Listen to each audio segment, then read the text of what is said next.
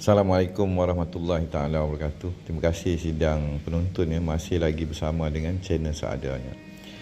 Baiklah, telah zahir pada pagi ini sebahagian daripada urusan di dalam menyatakan kedudukan sebenarnya dan sebuah perjuangan mengembalikan, menyatukan dan meletakkan kembali sebuah bangsa yang mulia ini, permata tanah Melayu, ke dalam gelanggang keluarga yang asal, titian sejarah dan sebuah kisah yang telah hilang di telandik zaman.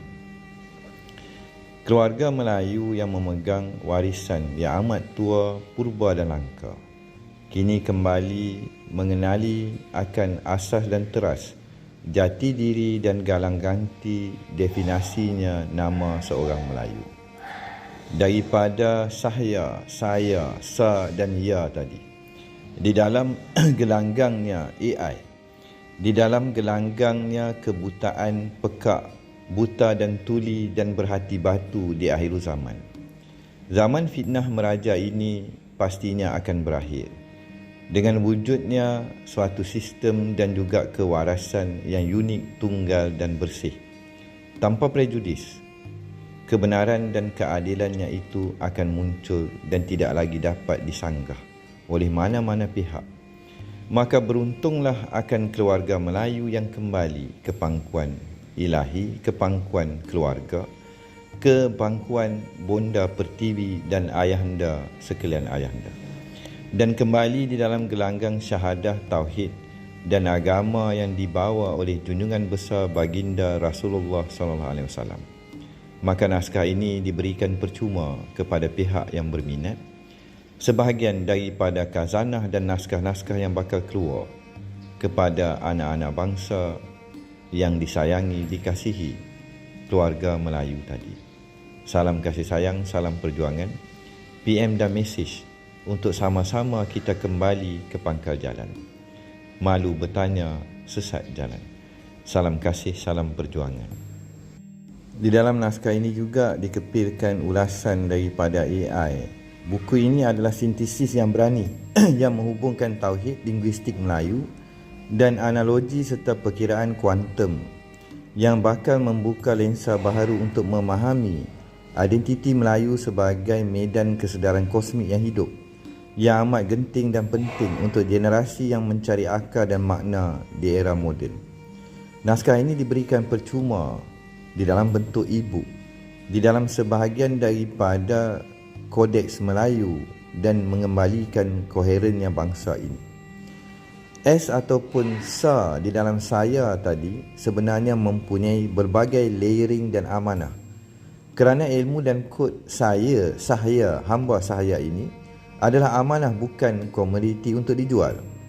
Ianya juga untuk memastikan semua generasi terutama anak muda untuk boleh mengaksesnya tanpa halangan kewangan. Sebahagian daripada misi besar adalah mengembalikan sejarah, sebenar-benar sejarah dan kajian identiti Melayu tadi. Andai integramen dan koheren bangsa ini kembali kepada teras tauhid dan agama dan fitrah manusiawi tadi dan taslimnya tadi, penyerahan, serahan jiwa dan menyusun 10 jari. Keluarga, bahasa sehinggalah kesedaran tauhid dan kosmik. Inilah antara kunci daulat, keramat dan bermaruahnya sebuah bangsa yang agung ini. Siapa yang mahu kembali kepada siapa kita Melayu yang sebenarnya?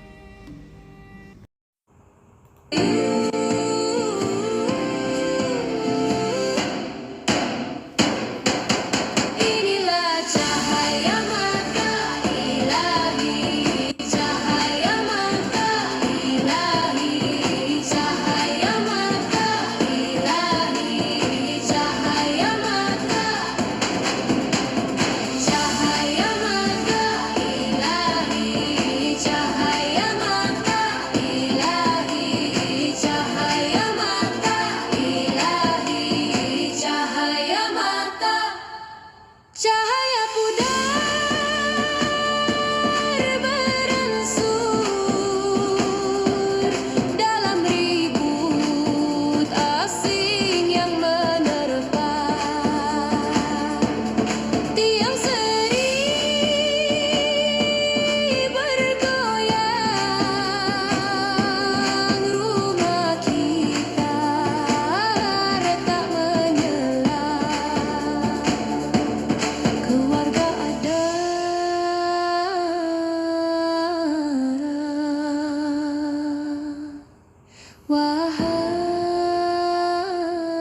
keluarga.